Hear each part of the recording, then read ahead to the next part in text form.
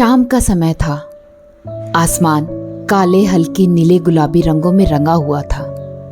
बादल शोर मचाते इधर से उधर भाग रहे थे। शाम की इस बेला से अनन्या का एक खास लगाव था। हाथ में चाय का कप लिए हुए वह बालकनी में खड़ी थी।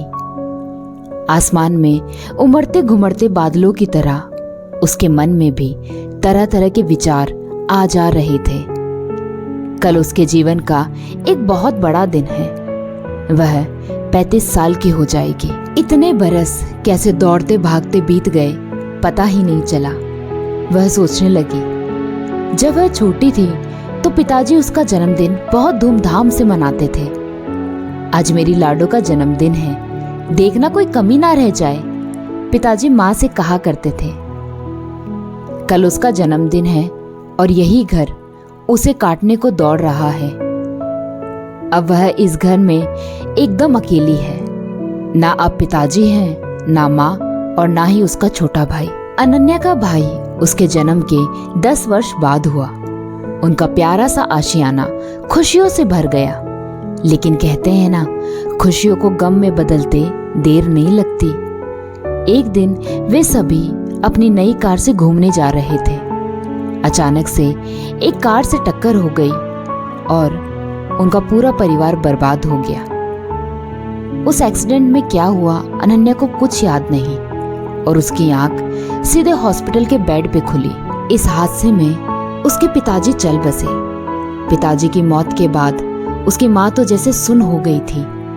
जो भी घर पे आता वो कहता, बेटी अब तुम ही इस घर का बेटा हो, तुम्हें ही सारी जिम्मेदारियां संभालनी है। अपनी माँ और छोटे भाई का ध्यान रखना है। इस दुर्घटना के समय अनन्या की उम्र 19 वर्ष थी और वह कॉलेज के 2nd ईयर में थी। जीवन के इस कठोर यथार्थ से उसका कभी वास्ता नहीं रहा। लेकिन आज नियति ने उसे पथरीली जमीन पर लाकर पटक दिया। ऐसी कठोर परिस्थिति में अनन्या ने हार नहीं मानी। उसने ठान लिया कि चाहे कुछ भी हो जाए, लेकिन वो अपनी जिम्मेदारियों से पीछे नहीं हटेगी। अपनी माँ और भाई को एक बेहतर जिंदगी देगी। उसने अपने पिताजी के ऑफिस में ही नौकरी ज्वाइन कर ली। बुद्धिमान और होनहार तो वो थी ही, मेहनत करने में भी उसने कोई कसर नहीं छोड़ी। देखते ही देखते वो ऑफिस का सारा काम संभालने लग गई थी। अरे गुप्ता जी की बेटी तो बहुत मेहनती है और बहुत कुशल है, यह लड़की बहुत आगे जाएगी, सारा ऑफिस ये कहा करता था। लेकिन अनन्या ने अपनी पढ़ाई नहीं छोड़ी। वह पत्राचार से एक डिग्री के बाद दूसरी डिग्री प्राप्त कर रही थी। उसे लिखने का भी शौक था। थोड़ा बहुत जो भी समय मिलता उसमें अपने मन को कागज पर उड़ेल कर रख देती। तभी पास रखे फोन की घंटी बजती है तो अनन्या अपने अतीत से वर्तमान में वापस आ गई। बालकनी में खड़े खड़े रात हो गई और कल की भी तो तैयारी करनी है। उसने फटाफट फोन उठाया। दूसरी तरफ से विनय की आवाज आई, दीदी मैं कल सुबह पहुंच जाऊंगा, एयरपोर्ट लेने मत आना आप। ठीक है बाबा, तुम खुद ही आ जाना, मुझे वैसे भी कल बहुत सारा काम है, अनन्या ने हंसकर कहा। विनय अमेरिका पढ़ने गया था और अब वहीं पर नौकरी कर रहा है। 2 साल पहले हार्ट अटैक से माँ भी चल बसी थी। अब बस बचा है तो यह घर और इस घर से जुड़ी ढेर सारी यादें। आज अनन्या का जन्मदिन है और साथ ही उसकी लिखी हुई किताब का भी आज विमोचन होना है। वह उत्साहित भी है और मन में थोड़ा डर भी है। अपनी किताब के विमोचन के लिए जब अनन्या समारोह में पहुंची तो माइक पर एक गंभीर लेकिन आकर्षण करने वाली आवाज ने अनन्या का सारा ध्यान अपनी ओर खींच लिया। अरे यह तो प्रसिद्ध लेखक अनुराग है, मैंने तो इनकी सारी किताबें पढ़ी हैं। अनन्या ने अपने साथ बैठे अपने भाई विनय से कहा। उसकी लिखी किताबों का विमोचन भी अनुराग ही करने वाला था। अनन्या की किताब का लॉन्च होने के बाद अनुराग उसके पास आया और उससे कहने लगा, बहुत अच्छा लिखती हैं आप, साथ ही सुलझा हुआ, भाषा पे पकड़ भी उम्दा है आपकी, ऐसे ही लिखते रहिए। मुझ जैसे बहुत से लोग को आपकी अगली किताब का इंतजार रहेगा।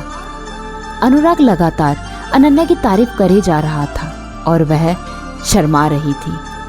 ऐसा नहीं था कि किसी ने पहली बार उसकी तारीफ की, लेकिन अनुराग के मुंह से अपनी तारीफ सुन के उसे कुछ अलग सा महसूस हो रहा था। आप तो ऐसे ही मेरी इतनी तारीफ कर रहे हैं, जैसा आप लिखते हैं उसके सामने तो मेरी लेखनी कुछ भी नहीं, अनन्या ने अनुराग से कहा। अच्छा, अब आप बातें ही करती रहेंगी या कुछ पार्टी वार्टी का भी इंतजाम है? मेरे पेट में बहुत चूहे दौड़ रहे हैं।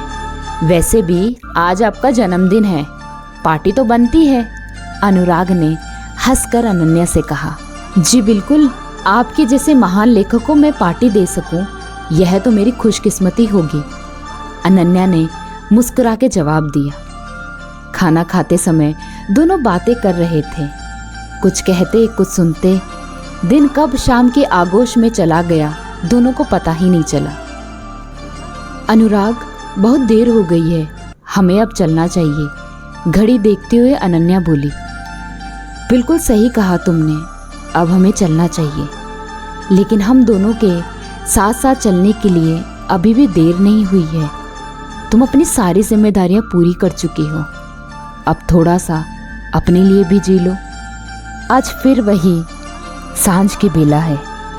अनन्या के मन में आज एक ही विचार उमड़ घुमड़ रहा है, वह है अनुराग का। एक ही भाव है और वह भाव है प्रेम का, समर्पण का। अनन्या ने अनुराग से कुछ कहा नहीं, उसकी आंखों में देखा और धीरे से मुस्कुराकर उसके कंधे पे अपना सर रख दिया। दोनों मिलकर ढलते हुए सूरज को देखते रहे, क्योंकि वे जानते थे कि आने वाला सूरज उनके जीवन में एक नई रोशनी, एक नया सवेरा लाने वाला है।